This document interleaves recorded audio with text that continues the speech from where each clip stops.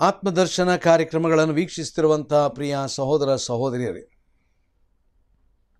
ಪ್ರಕಟಣೆ ಗ್ರಂಥದ ಹಿನ್ನೆಲೆಯಲ್ಲಿ ಮುಂದಣ ಸಂಭವಗಳ ಕುರಿತಾಗಿ ಅನೇಕ ಅಮೂಲ್ಯವಾದ ಸತ್ಯಗಳನ್ನು ಕಲಿಯುತ್ತಾ ಇದ್ದೇವೆ. ನನ್ನ ಪ್ರಿಯರೇ, ಒಂದು ವಿಷಯ ನಾನು ನಿಮಗೆ ನಿಮ್ಮ ಗಮನಕ್ಕೆ ತರಲಿಕ್ಕೆ ನಾನು ಬಯಸ್ತೇನೆ. ಅಂತ್ಯ ದಿವಸಗಳಲ್ಲಿ ಅನೇಕರು ಅವರು ಸತ್ಯವನ್ನು ನಂಬುವುದಿಲ್ಲ, ಆದರೆ ಸುಳ್ಳನ್ನು ಹಿಂಬಾಲಿಸ್ತಾರೆ. ಆ ಸತ್ಯ ನಾವು ಕಲಿತಾ ಇದ್ದೇವೆ ಈಗ. In the last days many will believe the ಲೈ, ನಾಟ್ ದ ಟ್ರೂತ್.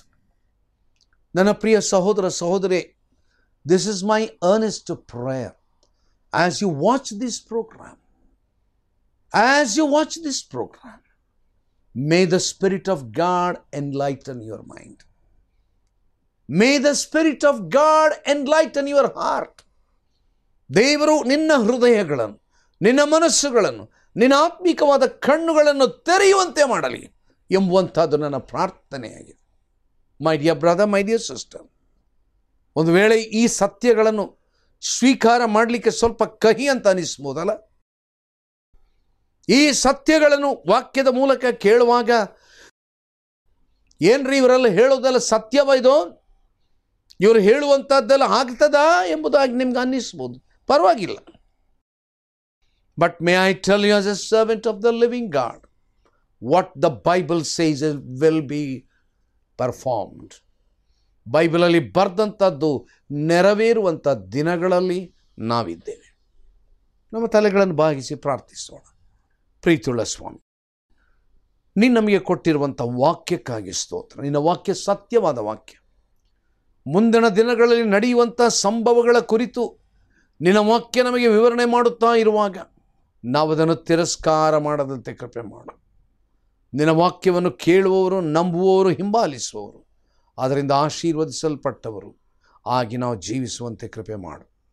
ನಮ್ಮ ನಿನ್ನ ಹತೋಟಿಗೆ ಕೊಟ್ಟಿದ್ದೇವೆ. ಕರುಣೆ ಮಾಡು, ಆಶೀರ್ವದಿಸು. ಯೇಸು ಕ್ರಿಸ್ತನ ದಿವ್ಯನಾಮದಲ್ಲಿ ನಮ್ಮ ಪ್ರಾರ್ಥನೆಯನ್ನು ಕೇಳಿದ್ದಕ್ಕಾಗಿ ನಿನಗೆ ಸ್ತೋತ್ರ. ಆಮೆನ್. ಪ್ರಕಟಣೆ ಗ್ರಂಥ 11ನೇ ಅಧ್ಯಾಯ. ನಾವು ಕಳೆದಂಥ 2-3 ವಾರಗಳಲ್ಲಿ 7, 8, 9ನೇ ವಚನಗಳನ್ನು ನಾವು ಧ್ಯಾನ ಮಾಡುತ್ತಾ ಬಂದೆವು. ಇವಾಗ 10ನೇ ವಚನಕ್ಕೆ ಬರೋಣ. ಈ ಇಬ್ಬರು ಪ್ರವಾದಿಗಳು ಭೂನಿವಾಸಿಗಳನ್ನು ಪೀಡಿಸಿದ್ದರಿಂದ ಇವರು ಸತ್ತದ್ದಕ್ಕೆ ಭೂನಿವಾಸಿಗಳು ಸಂತೋಷಿಸಿ ಸಂಭ್ರಮಗೊಂಡು ಒಬ್ಬರಿಗೊಬ್ಬರು ಉಡುಗೊರೆಗಳನ್ನು ಕಳುಹಿಸುವರು.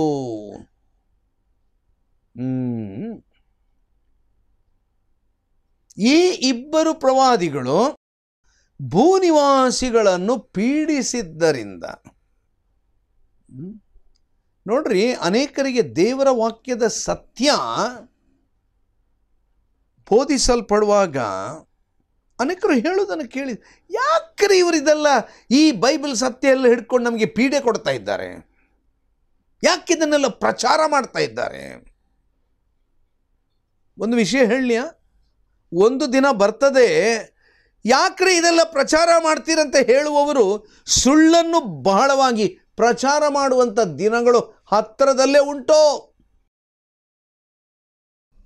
ಏಕ್ರಿ ಇದನ್ನೆಲ್ಲ ನೀವು ಪಬ್ಲಿಷ್ ಮಾಡೋದು? ಯೇಸುವಿನ ವಿಷಯ ಯಾಕೆ ನೀವು ಬೋಧಿಸುವುದು? ಯೇಸುವಿನ ವಿಷಯ ಯಾಕೆ ನೀವು ಹೇಳುವುದು? ಯೇಸುವಿನ ವಿಷಯ ಯಾಕೆ ಹೇಳಬೇಕು? ಸುಮ್ಮನೆ ಕೂತ್ಕೊಳ್ರಿ. ನೀವು ಹೀಗೆ ಮಾಡೋದ್ರಿಂದ ಕನ್ವರ್ಟ್ ಮಾಡ್ತೀರಿ. ನನ್ನ ಪ್ರಿಯರೇ, ಅನೇಕರಿಗೆ ಸತ್ಯವನ್ನು ಕೇಳಲಿಕ್ಕೆ ಮನಸ್ಸಿಲ್ಲ, ಸತ್ಯವನ್ನು ಸ್ವೀಕಾರ ಮಾಡುವುದಕ್ಕೆ ಸಿದ್ಧರಿಲ್ಲ. ಅದರ ಬದಲು ದೇವರ ವಾಕ್ಯದ ಸತ್ಯ ಅವರಿಗೊಂಥರ ಪೀಡನೆಯಾಗಿ ಕಂಡು ಬರ್ತದೆ. ನಾವಿಲ್ಲಿ ಏನು ನೋಡ್ತಾ ಇದ್ದೇವೆ? ಈ ಇಬ್ಬರು ಪ್ರವಾದಿಗಳು ಭೂನಿವಾಸಿಗಳನ್ನು ಪೀಡಿಸಿದ್ದರಿಂದ, ಅಂದರೆ ಅವರು ಹೇಳ್ತಾ ಬಂದಿರಬೇಕು, ಯೇಸು ಕ್ರಿಸ್ತನ ಮೇಲೆ ನಂಬರಿ, ಯೇಸುವನ್ನು ಹಿಂಬಾಲಿಸಿರಿ, ಒಂದು ಭಯಂಕರವಾದಂಥ ಗಂಡಾಂತರ ಬರ್ತದೆ, ವೈರಿಯು ಬರ್ತಾನೆ, ಲೋಕದಲ್ಲಿ ತೊಂದರೆಗಳು ಬರ್ತದೆ, ನೀವದನ್ನು ಕೇಳದಿದ್ದರೆ ದೇವರ ದಂಡನೆ ನಿಮ್ಮ ಮೇಲೆ ಬರ್ತದೆ, ನೋಡ್ರಿ, ನೀವು ದೇವರ ವಾಕ್ಯಕ್ಕೆ ವಿಧೇಯತೆಯನ್ನು ತೋರಿಸದಿದ್ದರೆ ನಿಮ್ಮ ಊರಿನಲ್ಲಿ ಮಳೆ ಬೀಳುವುದಿಲ್ಲ. ನಿಮ್ಮ ಊರಿನಲ್ಲಿ ಏನು ಬೀಳುವುದಿಲ್ಲ? ಮಳೆ ಬೀಳುವುದಿಲ್ಲ. 2-3 ವರ್ಷ ಮಳೆ ಇಲ್ಲ, ಇನ್ನು ಕೆಲವು ತಿಂಗಳು ಮಳೆ ಇಲ್ಲ. ಆಮೇಲೆ ನೀವೆಲ್ಲ ನೀರು ಕುಡಿಲಿಕ್ಕೆ ಹೋಗ್ತಿರಲ್ಲ, ನೀವು ಕುಡಿಲಿಕ್ಕೆ ನೀರು ಹಾಕುವಾಗ ನೀರಿನ ಬದಲು ರಕ್ತ ಆಗ್ತದೆ. ಆಮೇಲೆ ಎಲ್ಲ ರೀತಿಯ ಸಮಸ್ಯೆಗಳು ನಿಮಗೆ ಬರ್ತದೆ, ಇಲ್ಲದ ಕಾಯಿಲೆಗಳು ಶುರುವಾಗ್ತದೆ. ಶುರುವಾಗಿದ್ದಾಗಲೇ ಏಡ್ಸು, ಇನ್ನೂ ಹೊಸ ಹೊಸ ವೈರಸ್ಗಳು ಬರ್ತಾ ಇದೆ. ಆಗಲೇ ಮಂಗಳೂರಿನಲ್ಲಿ ಅದೇನೊಂದು ಹೊಸ ವೈರಸ್ ಬಂದಿದೆ ಅಂತ ಹೇಳ್ತಾ ಇದ್ರು. ಪರದೇಶದಿಂದ ಬಂತಂತೆ. ಏರ್ಪೋರ್ಟ್ನಲ್ಲೇ ಅದನ್ನು ನಿಲ್ಲಿಸಬೇಕು ಅಂತ ಹೇಳಿಕೊಂಡು ಎಲ್ಲ ಹೇಳಿಕೆ ಎಲ್ಲ ಕೊಟ್ಟಿದ್ದಾರೆ. ಏನಪ್ಪ ಇದು? ಹೊಸ ಹೊಸ ವೈರಸ್ಗಳು. ವೈದ್ಯರ ಹತ್ರ ಹೋದರೆ ಮೊನ್ನೆ ಹತ್ರಗೆ ಆ ವೈದ್ಯರು ಹೇಳ್ತಾರೆ, ಅಲ್ಲರಿ ಈಗ ಇರತಕ್ಕಂಥ ಕೆಲವು ವೈರಸ್ಗಳು ಈಗ ಕೊಡುವಂಥ ಯಾವ ಆ್ಯಂಟಿಬಯೋಟಿಕ್ಸು ಅದಕ್ಕೆ ತಾಗೋದಿಲ್ಲ. ಯಾವ ಆ್ಯಂಟಿಬಯೋಟಿಕ್ಸು ಈಗ ಹೊಸ್ತು ಬರುವಂಥದ್ದು ಅವುಗಳನ್ನೆಲ್ಲ ನುಂಗಿಕೊಂಡು ಅದು ಸರಿಯಾಗಿ ಅರಗಿಸಿಕೊಂಡು ಬಿಟ್ಟಿದೆ. ನೀವು 250 mg ಅಲ್ಲ, 500 mg ಅಲ್ಲ, 650 mg ಇದು ಟ್ಯಾಬ್ಲೆಟ್ ತಗೊಂಡ್ರೂ ಕೂಡ ವೈರಸ್ಸಿಗೆ ತಾಗೋದಿಲ್ಲ. ಮೊನ್ನೆ ಇತ್ಲಾಗಿ ನನಗೆ ವೈದ್ಯರು ಹೇಳಿದ್ದು. ಆದ್ದರಿಂದ ಈಗ ಏನು ಮಾಡ್ತಾರೆ, ನೀವು ಆಸ್ಪತ್ರೆಗೆ ಸೇರಬೇಕು. ಆಸ್ಪತ್ರೆಗೆ ಸೇರಿ ಆ ಚುಚ್ಚು ಮದ್ದಿನ ಮೂಲಕ ಆ ಪವರ್ಫುಲ್ ಮೆಡಿಸಿನ್ ನಿಮ್ಮ ಬ್ಲಡ್ ಸ್ಟ್ರೀಮಿಗೆ ಹೋಗಬೇಕು. ಬ್ಲಡ್ ಸ್ಟ್ರೀಮಿಗೆ ಹೋದಾಗ ಒಂದು ವೇಳೆ ಅದು ಎಫೆಕ್ಟ್ ಆಗ್ಬೋದು. ಎಂಥದೆಲ್ಲ ಹೊಸ ವೈರಸ್ಗಳಪ್ಪ. ದೇವರ ವಾಕ್ಯ ಹೇಳ್ತದೆ, ಮನುಷ್ಯ ಜನಾಂಗದವರು ದೇವರಿಗೆ ವಿಧೇಯತೆಯನ್ನು ತೋರಿಸದಿರುವಾಗ ದೇವರು ಅವರ ಮೇಲೆ ಶಿಕ್ಷೆಯನ್ನು ಬರಗೊಡಿಸ್ತಾನೆ. ಶಿಕ್ಷೆಯನ್ನು ಬರಗೊಡಿಸುವಾಗ ಈಗ ವಿರೋಧಿಗಳು ಯಾರಾದದ್ದು? ಓಹೋ, ಮೊನ್ನೆ ಟೆಲಿವಿಷನ್ನಲ್ಲಿ ವಾಲ್ಟರ್ ಮಾಬೆನವರು ನೋಡಿ, ನೀವು ಯೇಸುವನ್ನು ನಂಬದಿದ್ದರೆ ನಿಮಗೆ ಇಂತಿಂಥದ್ದು ಆಗ್ತಂತಲ್ಲಿ ಹೇಳ್ತಾ ಇದ್ರು. ಅವನು ಏನೋ ಬೊಗಳ್ತಾ ಇದ್ದ, ಬೇಡಬೇಡಿ ಅವನನ್ನು, ಅವನಿಂದಾಗಿದ್ದೆಲ್ಲ ಆಗಿರೋದು. ಅಲ್ಲ ಸ್ವಾಮಿ, ವಾಲ್ಟರ್ ಮಾಬೆನ್ ದೇವರಲ್ಲ. ವಾಲ್ಟರ್ ಮಾಬೆನ್ ಕಾಯಿಲೆ ತರಲಿಕ್ಕೆ ದೇವರಲ್ಲ.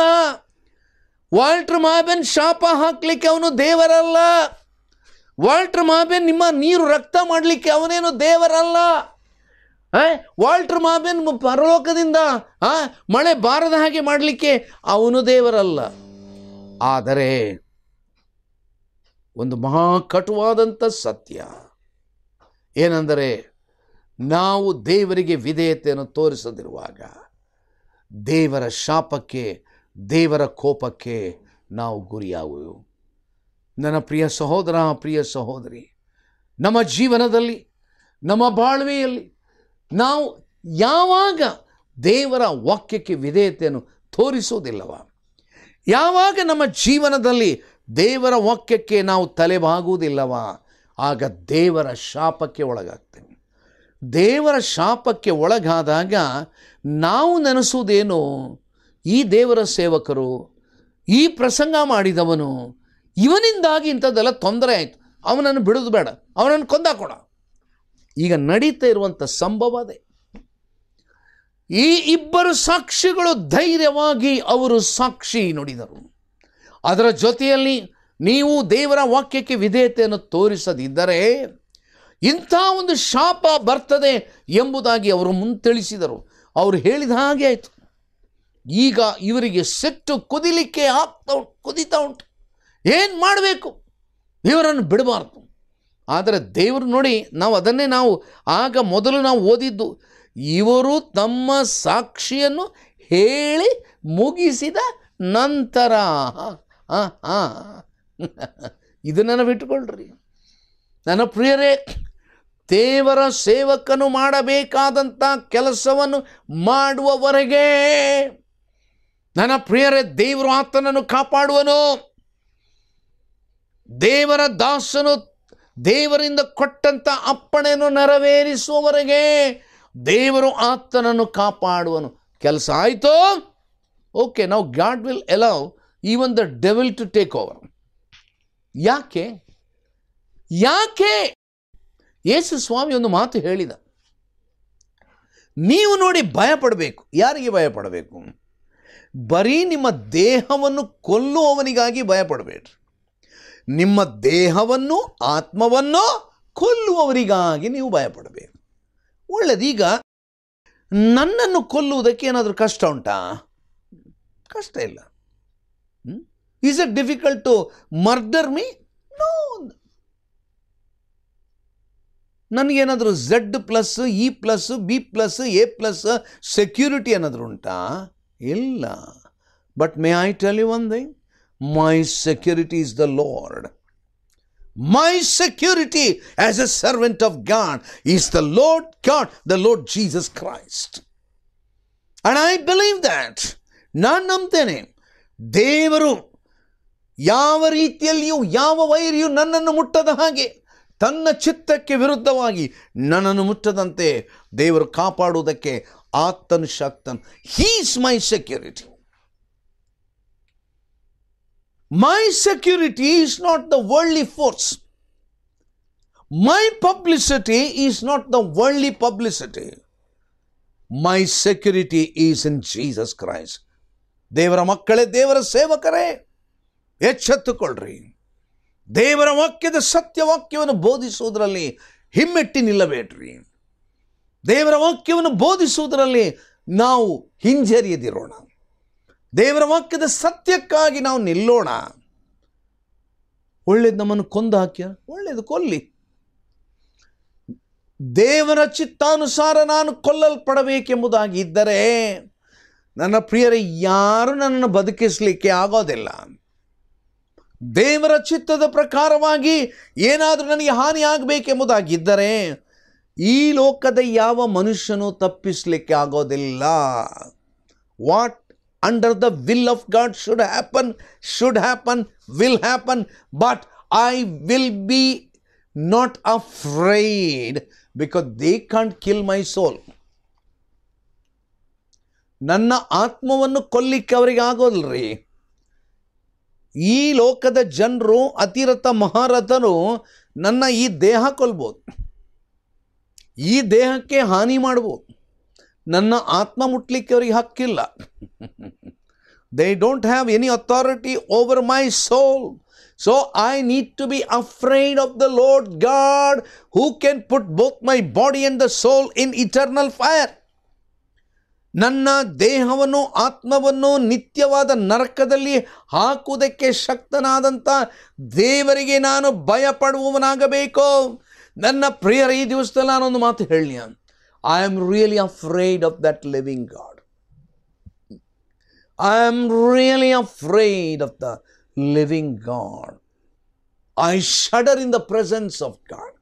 ಜೀವ ಸ್ವರೂಪನಾದಂಥ ದೇವರ ಸನ್ನಿಧಾನದಲ್ಲಿ ನಾನು ಹೆದರಿ ನಡುಗುತ್ತೇನೆ ನಾನು.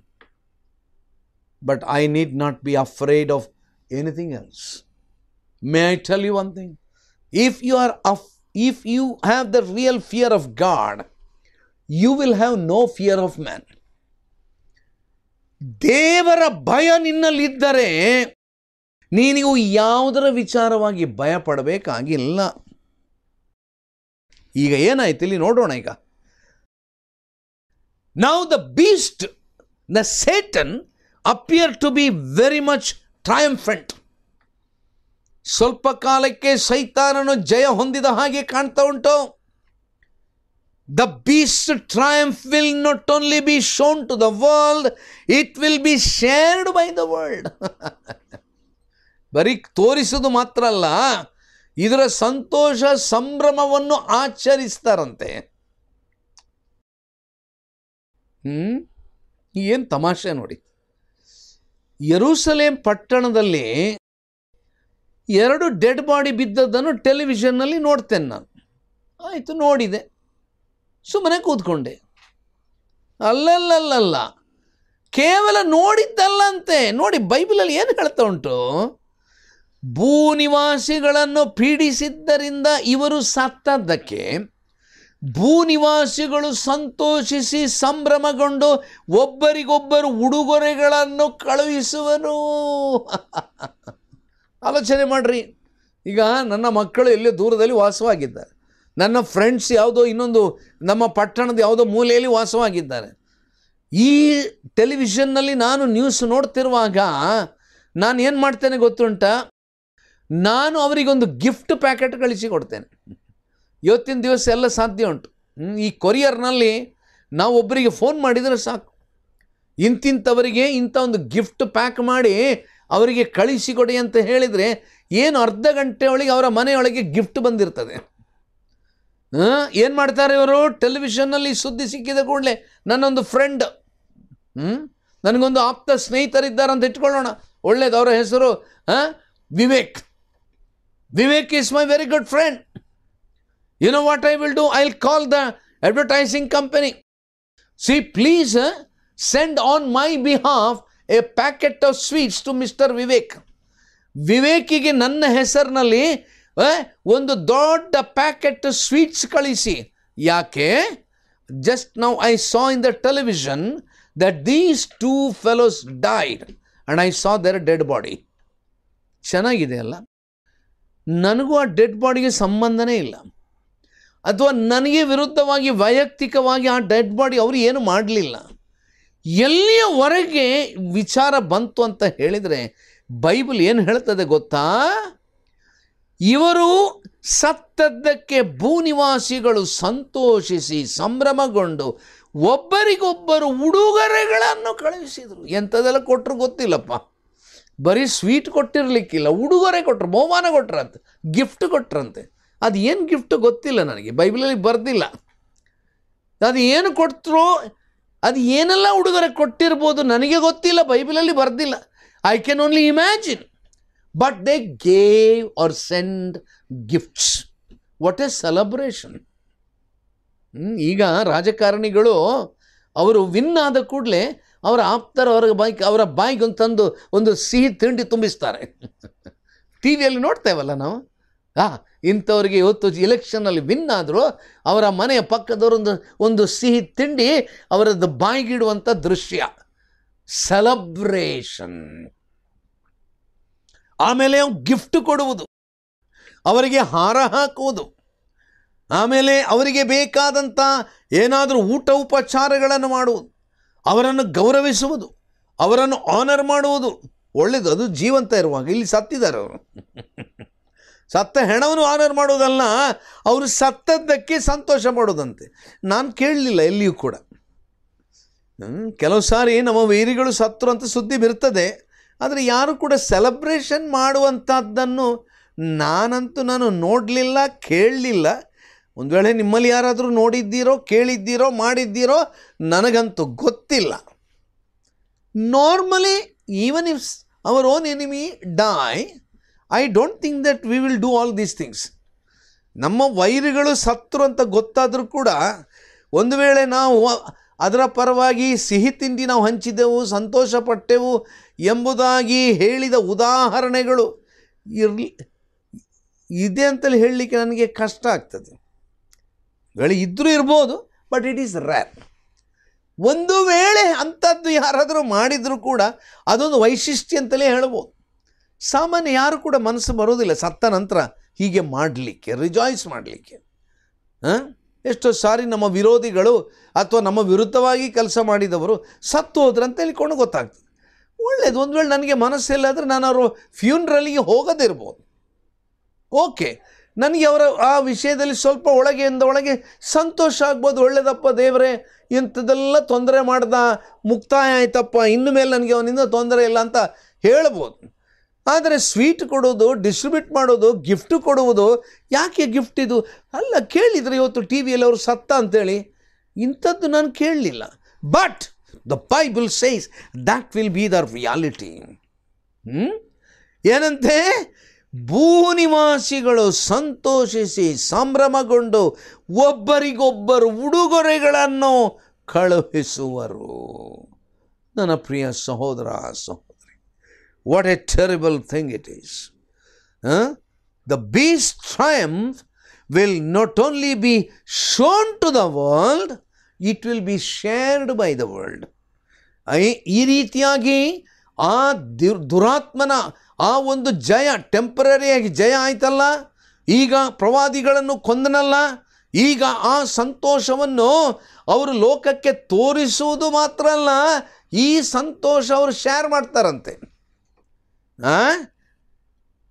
ನನ್ನ ಪ್ರಿಯ ಸಹೋದರ ಸಹೋದರಿ, the word of God very clearly says, and they that dwell upon the earth shall rejoice over them and make merry and shall send gifts one to another, because these two prophets tormented them that dwelt on the earth. ಈ ಲೋಕದಲ್ಲಿ ಇರುವವರಿಗೆ ಸತ್ಯ ಸಂಗತಿ ಕೇಳಲಿಕ್ಕೆ ಸಂಕಟವೇ ಸಂಕಟ. ನೋಡ್ರಿ, ಈ ದಿವಸದಲ್ಲಿ ಜನರಿಗೆ ಸುಳ್ಳು ಕೇಳಲಿಕ್ಕೆ ಸಂತೋಷ, ಸುಳ್ಳು ಕೇಳಲಿಕ್ಕೆ ಅವರಿಗೆ ಸಂತೋಷ, ಆದರೆ ಸತ್ಯವನ್ನು ಕೇಳಲಿಕ್ಕೆ ಸಂಕಟ ಅವರಿಗೆ. ಸತ್ಯ ವಿಷಯ ಪ್ರಸಂಗ ಮಾಡುವಾಗ ಕೆಲವರು ಎದ್ದು ನಿಂತುಕೊಂಡು ಹಾಗೆ ಹೋಗಿಬಿಡ್ತಾರೆ. People are not ready to listen to the truth. ಕೆಲವು ಸಾರಿ ನಾನು ಆಲಯಗಳಲ್ಲಿ ಕೆಲವರು ಮಾಡಿದ್ದನ್ನು ನಾನು ಗಮನಿಸಿದ್ದೇನೆ. ದೇವರ ವಾಕ್ಯದ ಸತ್ಯವಾಕ್ಯವು ಬೋಧಿಸಲ್ಪಡುವಾಗ ಅನೇಕರಿಗೆ ಅದೊಂದು ರೀತಿಯಾದಂಥ ಮುಜುಗರ. ದೇವರ ವಾಕ್ಯವು ಕೇಳಿಸಲ್ಪಡುವಾಗ ಇಂಥ ಒಂದು ವಾಕ್ಯ ಕೇಳದೇ ಇರುವುದು ಒಳ್ಳೆಯದು ಎಂಬುದಾಗಿ ಹೇಳಿ ತಪ್ಪಿಸಿಕೊಂಡು ಹೋಗುವಂಥದ್ದು. See their testimony, the world says it is a torment. ಚೆನ್ನಾಗಿದೆ, ಇವರು ಸಾಕ್ಷಿ ಕೊಟ್ಟರು, ಬಟ್ ಲೋಕದವ್ರು ಏನು ಹೇಳ್ತಾರೆ, ಇವರು ಪೀಡನೆ ಮಾಡಿದರು. ಏನು ಹೇಳಬೇಕ್ರಿ ಇದಕ್ಕೆ? ಇವರು ಸಾಕ್ಷಿ ಕೊಟ್ಟರು ಸತ್ಯಕ್ಕಾಗಿ, ಆದರೆ ಲೋಕ ಏನು ಹೇಳ್ತಾರೆ, ಇವರು ನಮಗೆ ಪೀಡನೆ ಮಾಡಿದರು. ಈ ದಿವಸದಲ್ಲಿ ದೇವರ ಸೇವಕರ ಕುರಿತಾಗಿ ಹಾಗೆ ಹೇಳ್ತಾರೆ ಕೆಲವರು. ದೇವರ ವಾಕ್ಯದ ಬೋಧನೆ ಸಾಕ್ಷಿಗಾಗಿ ಸಾರಲ್ಪಡುವುದು ವಾಕ್ಯ ಹೇಳ್ತಾ ಉಂಟು, ಆದರೆ ಕಂಪ್ಲೇಂಟ್ ಎಂಥದ್ದು, ಇವರು ನಮ್ಮ ಜಾತಿಯನ್ನು ಪೀಡನೆ ಮಾಡ್ತಾರೆ, ಇವರು ನಮಗೆ ಪೀಡನೆ ಮಾಡ್ತಾರೆ, ದೇ ಆರ್ ಟಾರ್ಮೆಂಟಿಂಗ್ ಅಸ್, ನಮಗೆ ಸಂಕಟ ತರ್ತಾರೆ ಇವರು. ನನ್ನ ಪ್ರಿಯರೇ, what God says as a testimony, the world says it is a torment. When God says it is a testimony, the world says it is a torment. But now, thanks to the beast, the torment is over. ಆ ಮೃಗಕ್ಕೆ ನಾವೀಗ ಉಪಕಾರ ಹೇಳಬೇಕಲ್ಲ, ಸಂಕಟ ಮುಗೀತು ಈಗ ಅವ್ರದ್ದು. By this time, now we know that the whole world is rejoicing. A new festival will be provided. ನನಗೆ ಗೊತ್ತಿರುವ ಹಾಗೆ, ನಮಗೆ ಸಾಧಾರಣ ನಮ್ಮೆಲ್ಲರಿಗೂ ಗೊತ್ತುಂಟು, ಈ ಕ್ರಿಸ್ಮಸ್ ಹಬ್ಬ ಆಚರಣೆ ಮಾಡ್ತಾರೆ. ಕ್ರಿಸ್ಮಸ್ ಹಬ್ಬದ ಆಚರಣೆಯ ಸಮಯದಲ್ಲಿ ಅವರು ಕೇಕ್ ಆಚೀಚೆ ಕೊಡ್ತಾರೆ, ಗಿಫ್ಟ್ಗಳನ್ನು ಆಚೀಚೆ ಕೊಡ್ತಾರೆ. ಎಲ್ಲಿವರೆಗೆ ಅಂತ ಹೇಳಿದ್ರೆ, ಸಾಂತಾ ಕ್ಲಾಸು ಅವನು ಗಿಫ್ಟ್ ಕೊಡ್ತಾನೆ ಅಂತೇಳಿ ಹೇಳಿ ಜನರು ಬೋಧನೆ ಮಾಡ್ತಾರೆ. ಬೈಬಲಲ್ಲಿ ಇಲ್ಲ ಅದು, ಬೈಬಲಲ್ಲಿ ಇಲ್ಲದ ಸಾಂತಾ ಕ್ಲಾಸ್ ಈ ದಿವಸ ಕ್ರಿಸ್ಮಸ್ನಲ್ಲಿ ಕೂಡ ಬಂದುಬಿಟ್ಟಿದ್ದಾನೆ. What is not in the Bible is there. Very often the biblical truth is forgotten, but what is not in the Bible is told very famous. ಈ ದಿವಸದಲ್ಲಿ ಮಕ್ಕಳಿಗೆ ಯೇಸುವಿನ ಕುರಿತು ಹೆಚ್ಚಾಗಿ ಗೊತ್ತಿರೋದಕ್ಕಿಂತ ಹೆಚ್ಚು Santa Claus Santa Claus Santa Claus Santa Claus ಅಂತ ಹೇಳ್ತಾರೆ. ಯಾಕಂತ ಹೇಳಿದೆ, ಸಂತಾ ಕ್ಲಾಸ್ ಗಿಫ್ಟ್ ಕೊಡ್ತಾನೆ. ಬೈಬಲಲ್ಲಿ ಇಲ್ಲ ಅದು, ಅದಕ್ಕೆ ಬೇರೆ ಯಾವುದೋ ಒಂದು ಚರಿತ್ರೆ ಉಂಟು, ಅದು ಬೇರೆ ವಿಚಾರ. But it is so sad. The world knows about Christmas celebration where they exchange gifts, but now there appear to be another celebration. ಏನು ಸೆಲೆಬ್ರೇಷನ್ ಇದು? ಗಿಫ್ಟ್ ಎಕ್ಸ್ಚೇಂಜ್ ಮಾಡೋದು. ಕ್ರಿಸ್ಮಸ್ ಅಲ್ಲ ಇದು, ಕ್ರಿಸ್ಮಸ್ ಅಲ್ಲ, ಇಬ್ಬರು ಸಾಕ್ಷಿಗಳು ಅವರು ಸತ್ತದ್ದಕ್ಕೆ. My dear brother, my dear sister, that is going to happen, what the Bible says. Are you ready? Are you ready to take this biblical truth, which is going to be a reality? If not, you can reject it. Only to accept the untruth. ಅಸತ್ಯವನ್ನು ನಂಬುವಂಥ ಆತ್ಮಕ್ಕೆ ನಿಮ್ಮನ್ನು ಒಪ್ಪಿಸಿಕೊಡಬೇಡ್ರಿ. ಸತ್ಯವನ್ನು ಹಿಂಬಾಲಿಸಿರಿ.